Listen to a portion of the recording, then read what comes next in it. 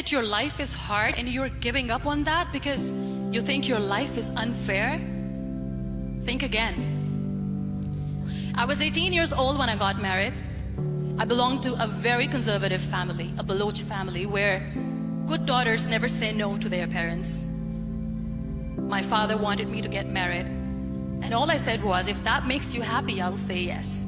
And of course, it was never a happy marriage. Just about after 2 years of getting married, about 9 years ago, I met a car accident. Somehow my husband fell asleep and the car fell in the ditch. He managed to jump out, saved himself. I'm happy for him. But I stayed inside the car and I sustained a lot of injuries. The list is a bit long. Radius ulna of my right arm were fractured. The wrist was fractured. Shoulder bone and collarbone were fractured. My whole rib cage got fractured. And because of the rib cage injury, lungs and liver were badly injured. But that injury that changed me and my life completely as a person and my perception towards living my life was the spine injury.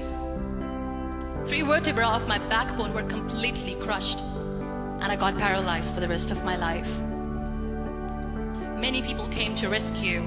They gave me CPR. They dragged me out of the car. And while they were dragging me out, I got the complete transection of my spinal cord. Those 2.5 months in the hospital were dreadful. I was at the verge of despair. One day, doctor came to me and he said, well, I heard that you wanted to be an artist, but you ended up being a housewife. I have a bad news for you. You won't be able to paint again. Next day, doctor came to me and said, your spine injury is so bad, you won't be able to walk again. I took a deep breath and I said, it's all right. Next day, doctor came to me and said, because of your spine injury and the fixation that you have in your back, you won't be able to give birth to a child again. That day, I was devastated. I still remember, I asked my mother, why me? And that is where I started to question my existence. Why am I even alive? And that is where I realized that the words have the power to heal the soul. My mother said to me, this too shall pass. God has a greater plan for you. I don't know what it is, but He surely has. That day I decided that I'm going to fight my fears. So I wrote down one by one all those fears. And I decided that I'm going to overcome these fears one at a time. You know what was my biggest fear? Divorce. I couldn't stand this word. I was trying to cling on to this person who didn't want me anymore, but I said no. I have to make it work. But the day I decided that this is nothing but my fear, I liberated myself by setting him free. And I made myself emotionally so strong that the day I got the news that he's getting married, I sent him a text that I'm so happy for you and I wish you all the best. And he knows that I pray for him today.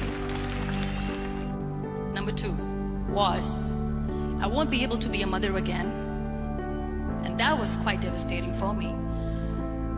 But then I realized there are so many children in the world, all they want is acceptance.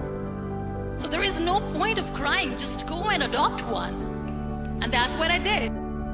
2 years later, I got this call from a very small city in Pakistan. I got a call and they said, are you Muniba Mazari? There is a baby boy and would you like to adopt? And when I say yes, I could literally feel the labor pain. I said, yes, I am going to adopt him. I am coming to take him home. So when you accept yourself the way you are, the world recognizes you. It all starts from within. We have this amazing fantasy about life. This is how things should work. This is my plan. It should go as per my plan. If that doesn't happen, we give up. I I never wanted to be on the wheelchair. Never thought of being on the wheelchair. This life is a test and a trial, and tests are trials are never supposed to be easy. So when you are expecting ease from life, and life gives you lemons, then you make the lemonade, and then do not blame life for that, because you were expecting ease from a trial. Trials make you a stronger, better person. Life is a trial, and with time you realize that. It is okay to be scared. It is okay to cry. Everything is okay, but giving up should not be an option. They always say that failure is not an option. Failure should be an option, because when you fail, you get up, and then you fail, and then you get up, and that keeps you going.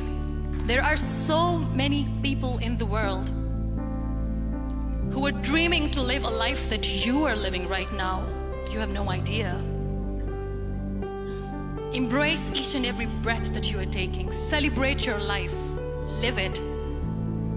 Don't die before your death. Live your life fully. Accept yourself the way you are. Be kind to yourself. Real happiness lies in gratitude. So be grateful, be alive, and live every moment.